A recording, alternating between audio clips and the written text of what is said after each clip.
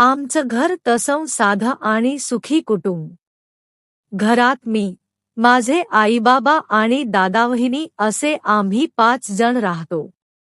माझ्या वहिनीचं नाव माया, जी खरोखरच नावाप्रमाणे सर्वांना प्रेमाने एकत्र बांधून ठेवते. दादा आणि वहिनीच्या लग्नाला आता 2 वर्षे झाली आहेत, पण त्या दोघांमधलं नातं बघून आजही असं वाटतं की त्यांचं लग्न काल परवाच झालं असावं. कधी-कधी रात्रीच्या शांततेत, जेव्हा मी अभ्यासाला बसलेलो असायचो, तेव्हा शेजारच्या खोलीतून त्यांच्या हसण्याचे आणि कुजबुजण्याचे आवाज ऐकू यायचे. मला नेहमी प्रश्न पडायचा की ही दोघं एवढ्या रात्री असं काय बोलत असतील. त्यांच्यातील तो जिव्हाळा आणि मैत्री बघून माझी उत्सुकता वाढली. एके रात्री जेव्हा सर्व घर शांत झोपलं होतं, तेव्हा मी सहज त्यांच्या खोलीच्या दिशेने गेलो. मला दिसलं की दादा आणि वहिनी एकमेकांसोबत खूप निरागसपणे थट्टामस्करी करत होते.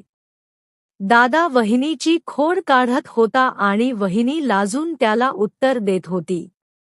त्यांच्या संसारातील तो छोटेखानी आनंद आणि एकमेकांसाठी असलेला वेळ खरोखरच कौतुकास्पद होता. कधी ते जुन्या आठवणीत रमायचे, तर कधी एखाद्या छोट्या गोष्टीवरून खूप हसायचे. दुसऱ्या दिवशी सकाळी जेव्हा वहिनी चहा घेऊन आली, तेव्हा मी मुद्दाम विचारलं, "वहिनी, काल रात्री खूप गप्पा रंगल्या होत्या वाटतं." वहिनी गालातल्या गालात हसली आणि माझ्या डोक्यावर टपली मारून म्हणाली, "उगीच लोकांच्या घरात डोकावू नकोस, आपल्या अभ्यासावर लक्ष दे." त्या दिवशी मला एक महत्त्वाची गोष्ट समजली की सुखी संसाराचे गुपित केवळ मोठ्या सुखात नसून एकमेकांसोबत घालवलेल्या अशा छोट्या छोट्या आनंदाच्या क्षणांमध्ये दडलेले असते. गावाचं नाव होतं सोनवाडी. छोटंसं गाव, पण मनाने खूप मोठं. त्या गावात राहत होती एक मुलगी, गौरी. सगळे तिला देशी गर्ल म्हणायचे. कारण तिचं राहणं, बोलणं, कपडे सगळंच अगदी गावाकडचं आणि साधं होतं. पण तिच्या डोळ्यात मोठी स्वप्न होती. गौरी सकाळी लवकर उठायची. आईला शेतीच्या कामात मदत करायची, घर साफ करायची आणि मग कॉलेजला जायची. गावातले लोक नेहमी म्हणायचे, ही मुलगी शहरात गेली तर मोठं काहीतरी करेल. पण गौरीचं स्वप्न वेगळंच होतं. तिला गाव सोडायचं नव्हतं. तिला आपल्या गावाचं नाव मोठं करायचं होतं. एक दिवस गावात मोठी बातमी आली. जिल्ह्यात लोककला स्पर्धा होणार होती.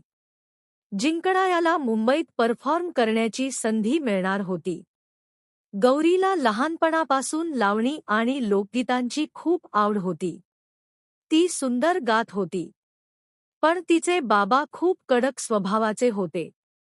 गाणबिणं करून काही होत नाही, बाबा म्हणाले. शिक आणि नोकरी कर. गौरी शांत झाली. पण तिच्या मनातलं स्वप्न अजून जिवंत होतं. त्या रात्री ती घराच्या अंगणात बसून आकाशाकडे बघत होती. तिची आई तिच्या जवळ आली. तुला स्पर्धेत भाग घ्यायचा आहे ना? आईने विचारलं. गौरीच्या डोळ्यात पाणी आलं. हो आई. पण बाबा नाही मानणार. आई हलकंसं हसली. स्वप्न बघणं चुकीचं नसतं गं.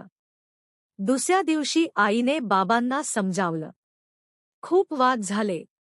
शेवटी बाबांनी एक अट ठेवली. जर जिंकलीस तर पुढे जा, नाहीतर हे सगळं बंद. गौरीने लगेच होकार दिला. स्पर्धेचा दिवस आला. मोठा स्टेज, हजारो लोक आणि भारी स्पर्धक. गावातून आलेली साधी गौरी सगळ्यांना वेगळीच दिसत होती.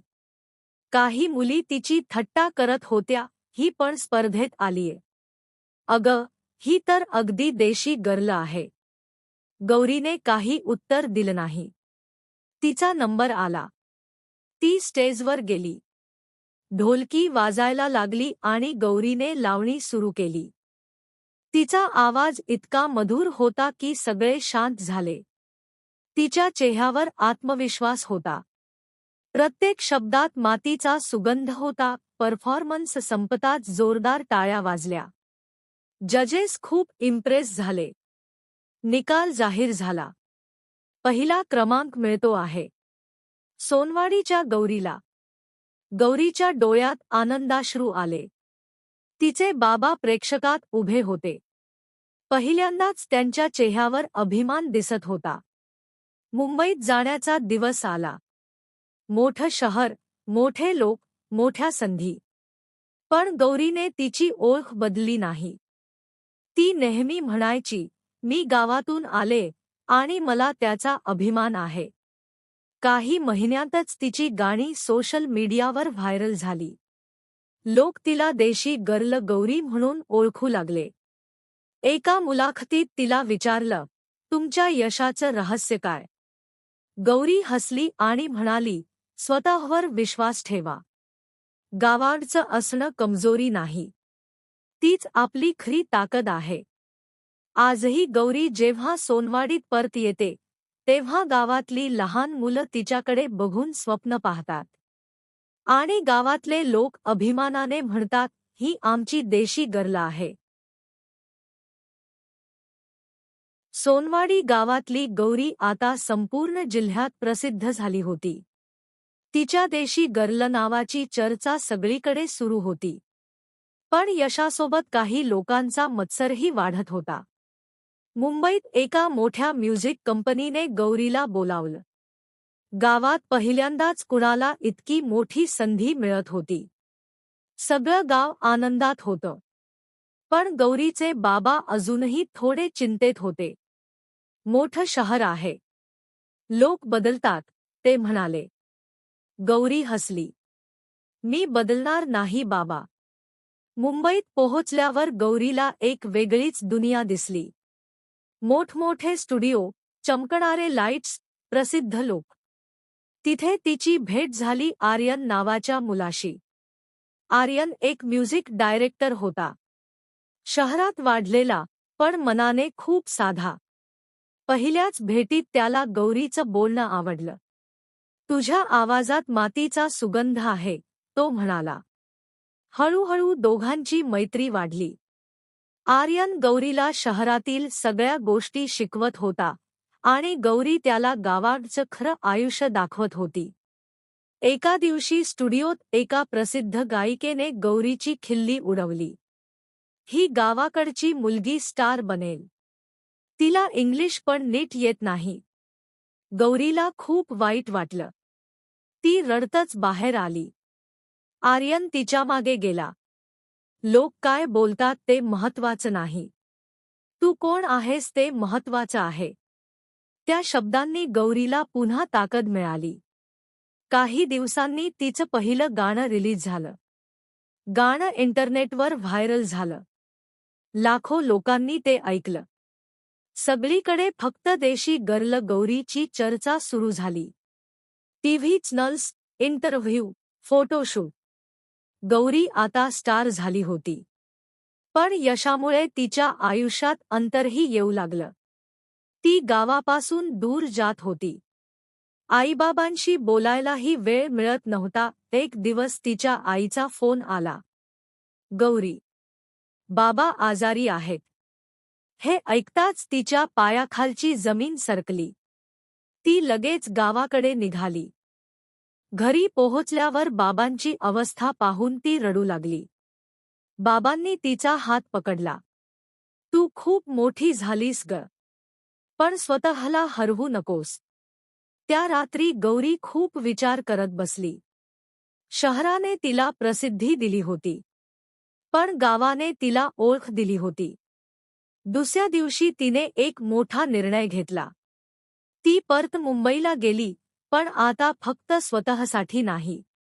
तिने गावातील मुलांसाठी एक संगीत अकादमी सुरू केली. ज्यांच्याकडे टॅलेंट आहे पण संधी नाही, त्यांच्यासाठी ही जागा आहे, ती म्हणाली. आर्यननेही तिची साथ दिली. काही महिन्यांनी सोनवाडी गाव बदललं. गावातील मुलं गाणी शिकू लागली. लोककलेला नवी ओळख मिळाली.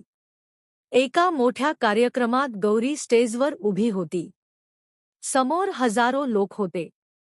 ती म्हणाली, मी शहर जिंकलं. पण माझं मन कायम गावातच राहिलं. कारण देशी असणं ही लाज नाही. तो अभिमान आहे. संपूर्ण हॉल टाळ्यांनी दणाणून गेला. स्टेजखाली तिचे आईबाबा अभिमानाने उभे होते. आर्यन हस्त तिच्याकडे पाहत होता. आणि त्या दिवशी देशी गर्ल फक्त एक नाव नव्हतं. ती लाखो गावाकडच्या मुलींची प्रेरणा बनली होती.